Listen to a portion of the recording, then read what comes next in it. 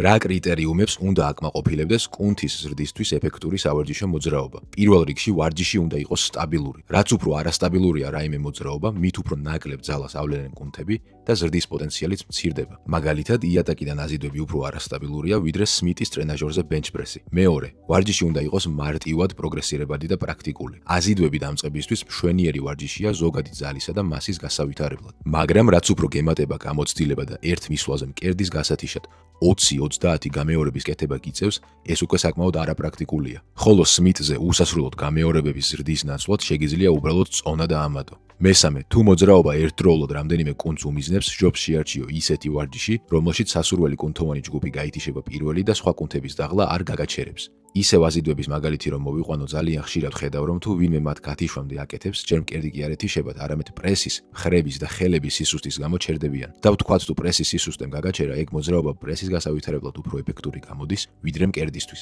და ბოლოს, ყველაზე დაუფასებელი კრიტერიუმია თუ რამდენად მოგწონს კონკრეტული ვარჯიში. თუ მოძრაობა შენი სხეულისთვის შეუფერებელი აქვს, გზნობს სახსრების დისკომფორტს ან ნებისმიერი სხვა მიზეზის გამო არ გსიამოვნებს, არაა აუცილებელი ის შეასრულო მხოლოდ იმიტომ, რომ ფუცელს და თეორიულად უფრო ოპტიმალურია. ბევრისთვის ვარჯიშის პროცესი ისედაც არაკომფორტულია და თუ არის შესაძლებლობა რომ ეგ დისკომფორტი როგორმე შეამცირო, რატომაც არა. რეგულარულად 80%-ით ოპტიმალური რამის კეთება უფრო მეტ შედეგს მოგიტანს, ვიდრე 100%-იანის ხანდახან.